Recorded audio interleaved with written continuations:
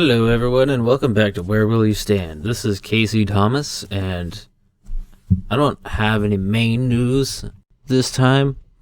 Didn't really get a chance to look too much stuff up. Been pretty busy with work lately. I can tell you one thing that I know about that happened that I read briefly and didn't get a chance to save.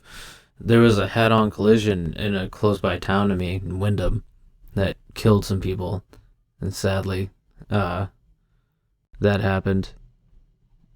The craziest thing is Wyndham is a city and there isn't really that many places except for the very outskirts of it towards Portland that have speed limits high enough that would cause something like that. And now it's snowing, so we're gonna have a lot more crazy drivers on the road. So, and the stupidity of the internet. The thing that I want to start off with today, what place is this? Daily Star. Woman gang raped in VR metaverse, says tech advances made it feel like the real life thing. So yeah, this is actually a thing. I don't know if you've heard about this article. There's been a bunch of people talking about it, and I don't know if this is just like a completely fabricated thing or if she was like part of a beta trial or something. It says a woman has said that she was virtually gang raped in the metaverse and that the new technologies made it feel like real life. Now, is there pending charges on the accusees? 3 to 4 male avatars with male voices, essentially, but virtually, gang raped my avatar and took photos. As I tried to get away, they yelled, "Don't pretend you didn't love it. Go rub yourself off on the photo."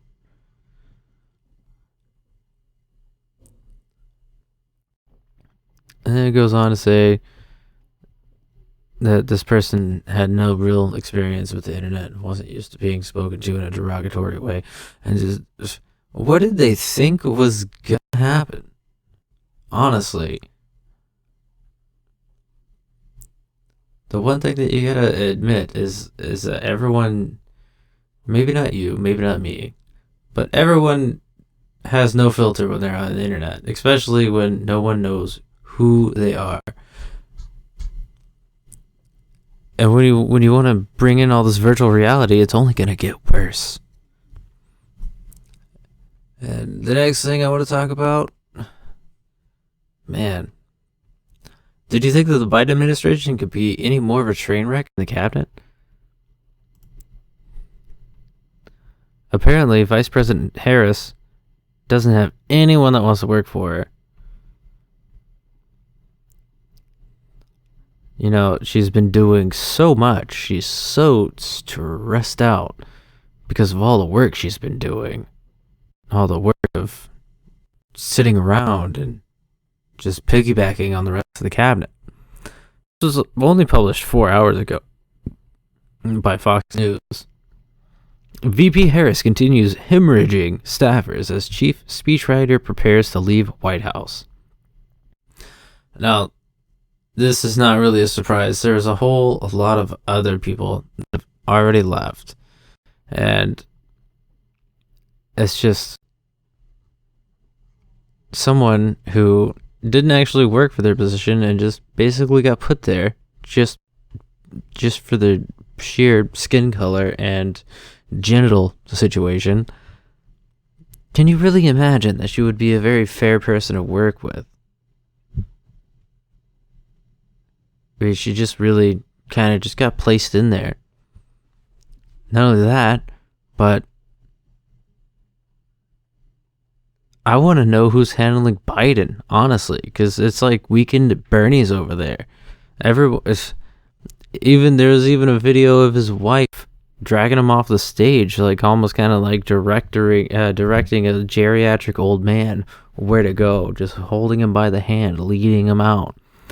I really want to know why he's still there and why no one's talking about trying to fix this kind of a situation. This is a pretty insane time that we're living in, especially with this feeble old man that the entire world sees as not only lazy with his foreign policy and everything else, but also weak, very weak, in the stances that he takes and the actions that he's willing to take. It's just not good. I don't really think it's good for any of us, and it's only going to keep getting worse. And while I was at work today, I like to listen to other podcasts while I'm at work, and it helps the day go by. I like to catch up on news and stuff that way. And hopefully somebody's listening to this in the same way that I listen to other shows to catch up on some of the things that I wanted to listen to. And one of the craziest things that I heard on a radio cast today was this. And it took me a while to find it because it happened early in the morning. I didn't have time to write it down or anything. I just overheard it and had to recall a good way to find this. And apparently, while I was searching for this one particular article, there were an abundancy of things like this. Sunny professor under review for reprehensible video defending pedophilia. The professor says it's not obvious to me that pedophilia is wrong. Well, it's not obvious to me that you should be walking around in society, honestly. Just like Nancy Pelosi said, we got to do it for the children. Now, this kind of gives you a little bit of insight. There's a video that I wanted to play. It's not too long, and it's this guy explaining himself in this whole situation. But before I get into that, the sudden decline in society and also even cognitive function in the general population, it really makes you think, what is the root cause of this? Where is this coming from? Well, there is, in a lot of these college universities, there's a lot of professors that really side on socialism and Marxism ideologies, and they even teach Marxism, even though that it's been said that Karl Marx had recanted his statements about Marxism and his whole doctrine later in life, before he died, because he had a revelation and realized that a lot of the tenets that he had spoken about were wrong, very, very wrong. And it's almost like a coming to Christ moment without actually coming to Christ, because he didn't believe in that kind of shit. Anyway, there's a lot of college professors, and they mostly side on part with this guy. There's quite a few other articles that I was looking at, but it wasn't the particular one that was as appalling as this, because I heard the audio clip that they played on the radio from this guy, and it's much more than just an article about this. I think it's a lot more effective. And before I play this video, I do want to explain that the reason for the cognitive decline in our society, and a lot of this like gender theory and this and that, and you get to claim whatever you want and open ideologies, it's mostly to do with these teachers and professors engraving this into their curriculum. Like kind of like critical race theory. When they were talking about critical race theory, it's true. It was not in the curriculum directly.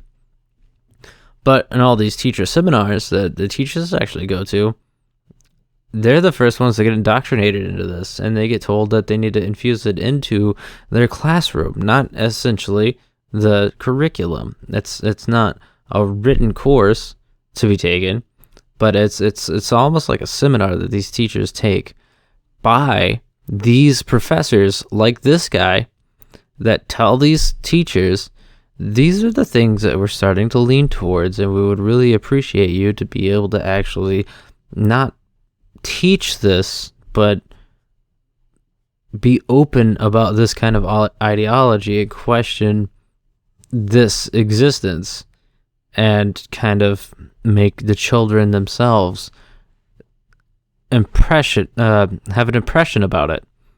And that like plants a seed for later in life, and they just go on and on questioning things, not knowing where they feel.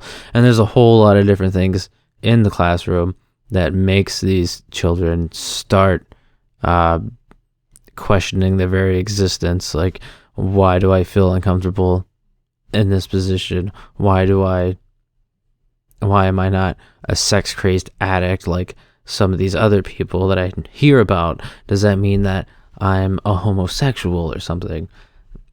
They're fucking these kids up. They honestly are. Oh, here it is. Here we go. Imagine that an adult male wants to have sex with a 12-year-old girl. Imagine that she's a willing participant. It's a very standard, very widely held view that there's something deeply wrong about this, and it's wrong independent of it being criminalized. It's not obvious to me that is in fact wrong. I think this is a mistake, and I think No, you were a mistake. that exploring why it's a mistake will tell us not only things about adult-child sex and statutory rape, but also about fundamental principles of morality. The words adult, child, and sex should never be correlated together in the same sentence for any reason. Now, this is just completely and totally freaking ridiculous.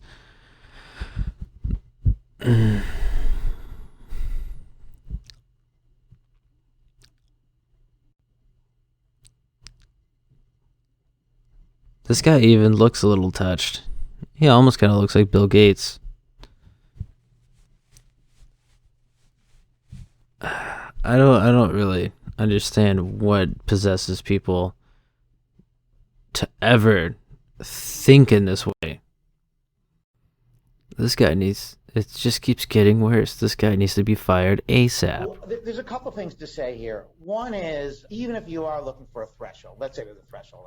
I'm making this number up, but let's say it's at age 8.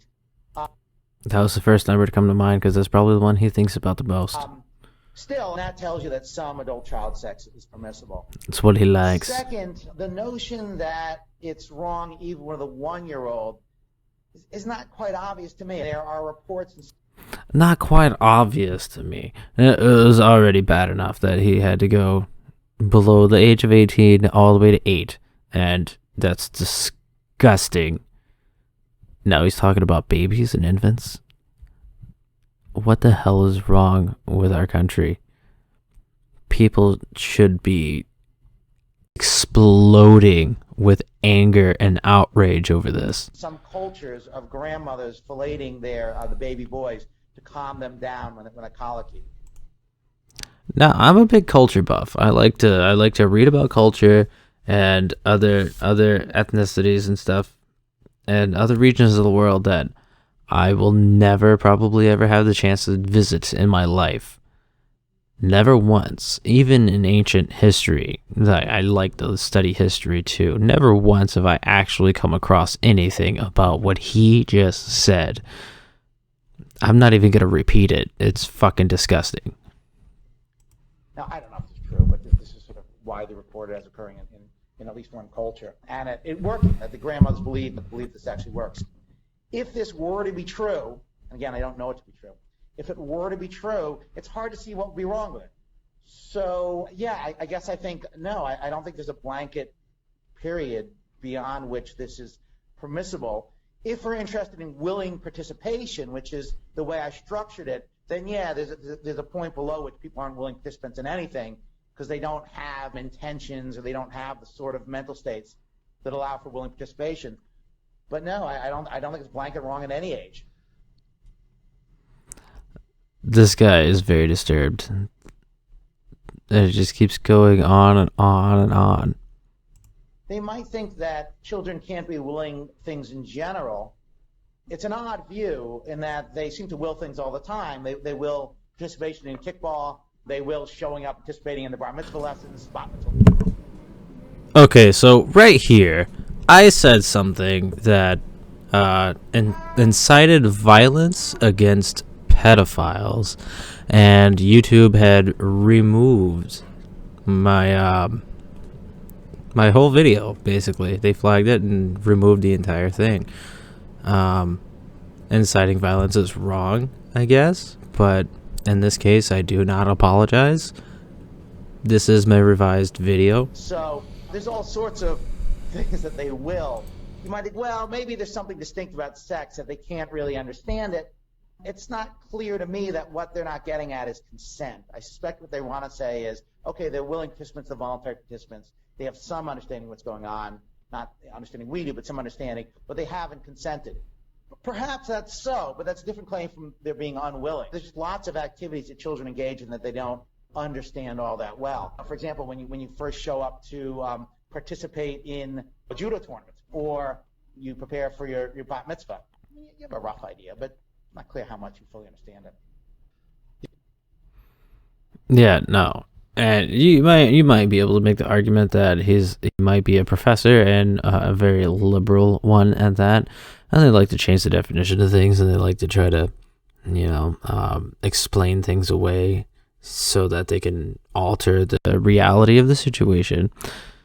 And he might be trying to approach something just based on the consent basis. And there's a lot of these professors that, even if they were well intentioned, they come from a place trying to find an explanation without any morality, and it is oftentimes very disgusting. Like this: 90,000 views. We need 2, 3, 4, 5 times that number of people seeing this and being completely, utterly outraged. Before I get too pissed off about that, let's get angry about this. Did you remember the guy the boy who liked to wear a skirt in Loudoun County, Virginia? I'm pretty sure this was Virginia, but Loudoun County rapist removed from sex offender registry after county board member says he's the victim. So how do you get to be a victim when you victimize 2 girls at 2 separate schools? So the story is that this kid was in one school, and they're trying to pass a law to have co-ed bathrooms.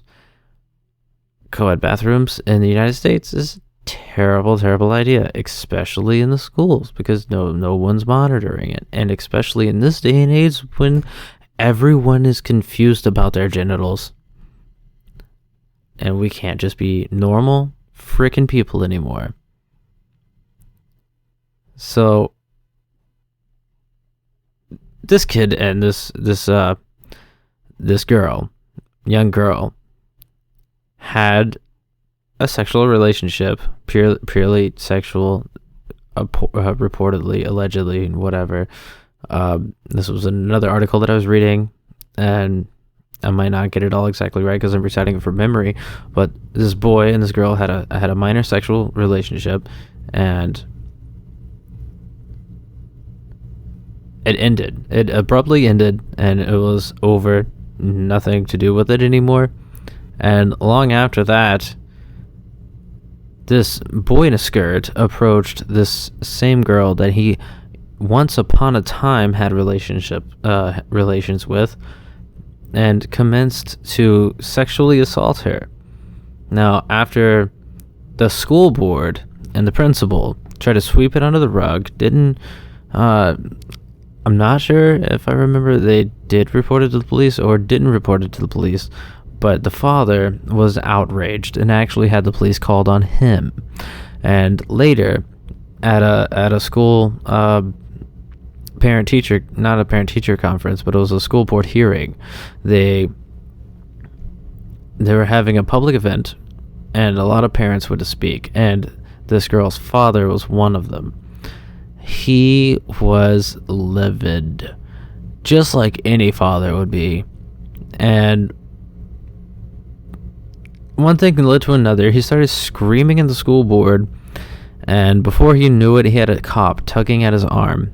He had his eyes dead fixed on the school board members, And I watched the video, he never even looked over to see who was tugging at his arm. He could have thought that it was anyone. No one knew it was a cop. So, what happens when you pull away from a cop? You instantly get cited for resisting arrest, and he was abruptly arrested and brought to jail.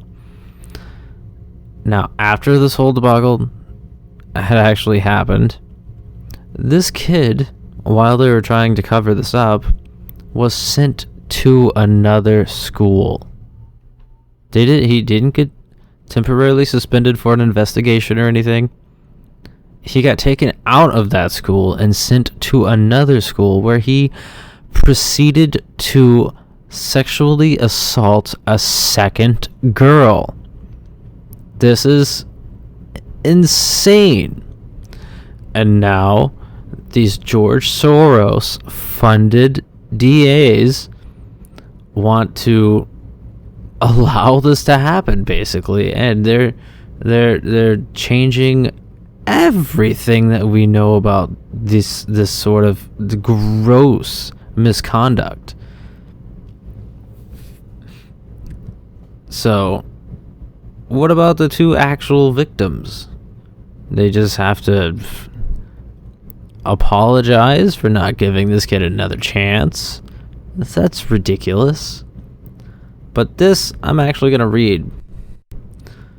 On the heels of a juvenile court judge ruling to place the now 15-year-old boy in Loudoun County, Virginia, who sexually assaulted at least two students in two separate high schools in close proximity to each other and very close time on the sex offender registry for life.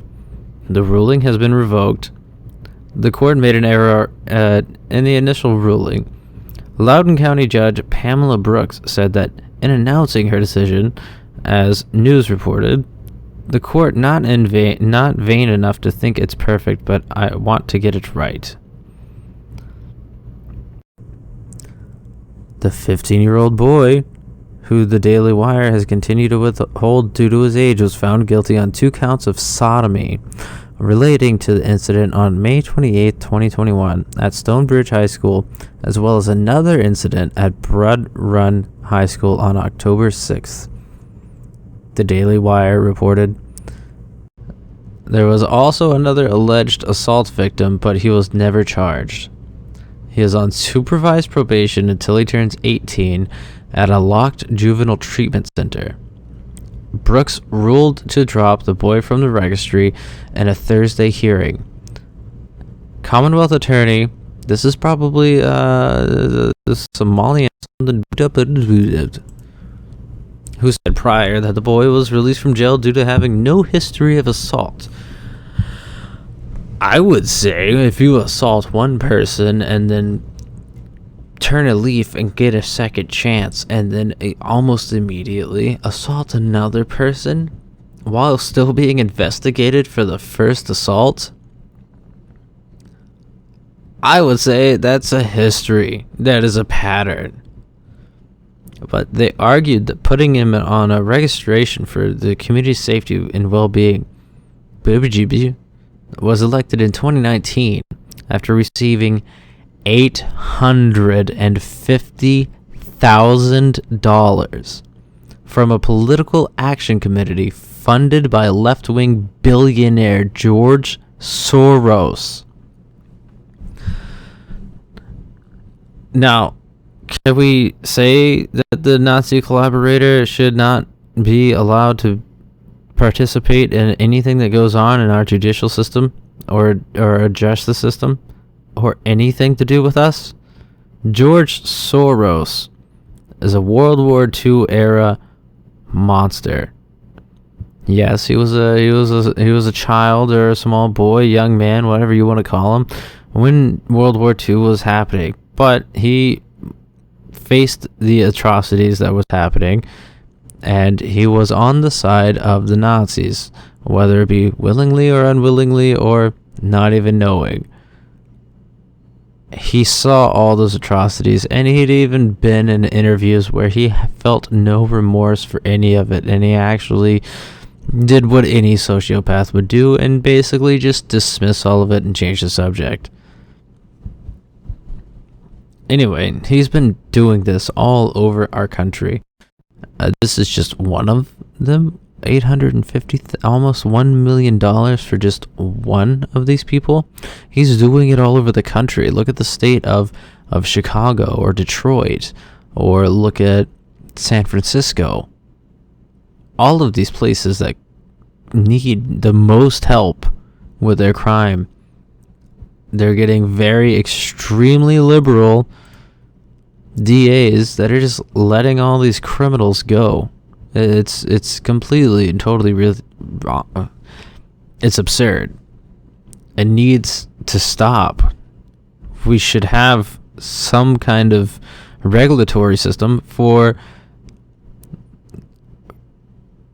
basically having billionaires fund all the DAs to do what he wants them to do. This is not only is this atrocious, what happened in Loudoun County, Virginia, and everything else, and all the crime that's actually going on, but it's disgusting that George Soros is even allowed to do this, and no one is really even bothered to talk about it too much. Thank you guys on the Daily Wire for actually mentioning where this person came from. I'll go on. I can't rest on it being immaturity, Barbridge said, and a discussion about the boy's status as a minor, requesting he remain on the registry until the age of 30. The attorneys defending the boy, William Mann, Jonathan Moore, and Caleb Kirshner, who sit on the Loudoun County School Board of Supervisors, pushed the narrative that the boy was a victim.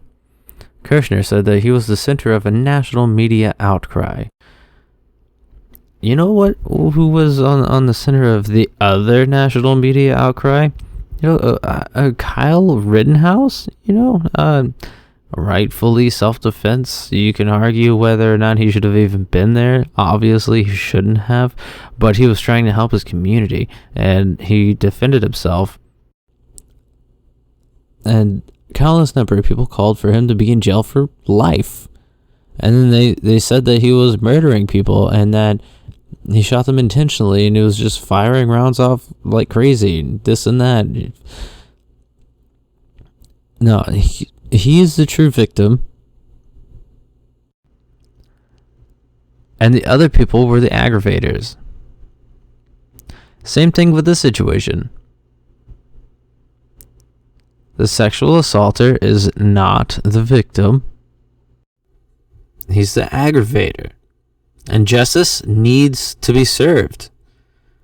Obviously, if I'm reading about this now, then the courts have probably already ruled, and you can't be tried for the same crime twice unless there is sufficient evidence that comes to be later. But we already know everything. They're setting him up to be the victim, no matter what. This is crazy. We are setting him up for failure, claimed in his closing remarks. We've never concentrated on the boy. We're not even giving this young man a chance. You gave him a chance when you sent him to the other school where he commenced to sexually assault another person. The board member also said that 15-year-old has been cheated by the failure of a system. Scott Smith, this is the man that got arrested. His daughter was sexually assaulted. The father of the victim, raped at the Stonebridge High School, believes it is his family that has been wronged by the system. He released a statement after hearing described how he and his wife are heartbroken and mad how the justice system and the Loudoun County Commonwealth's attorney has let down his daughter as well as other victims of this predatory actions. This is a part where I can get behind.